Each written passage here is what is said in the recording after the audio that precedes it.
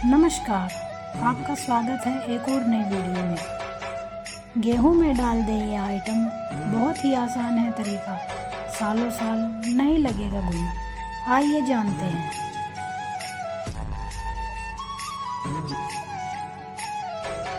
गेहूं में डाल दे ये आइटम, बहुत ही आसान है तरीका। यहाँ तक तो सब ठीक है, पर लेकिन समस्या उस वक्त आती है जब भंडारण के कुछ दिनों बाद ड्रम में रखे अनाजों में घुन सहित अन्य कीड़ों का प्रकोप फैलने लगता है और देखते ही देखते पूरा अनाज बर्बाद होने लगता है। इसके साथ ऐसी स्थिति पैदा होने से पहले ही आपको अनाज के भंडारण का एक ऐसा तरीका बताने वाले हैं जिसमें कीड़ों के लगने की संभावना बिल्कुल भी नहीं होती। तो चलिए जानते हैं।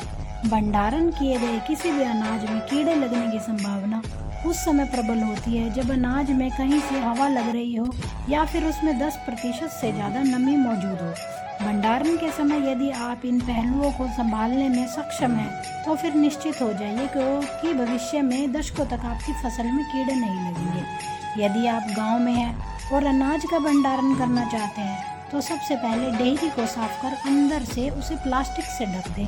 अब प्लास्टिक में अनाज को डालें और फिर उसे अच्छे से बांध दें। ध्यान रहे कि इस दौरान अंदर जरा भी हवा नहीं जानी चाहिए।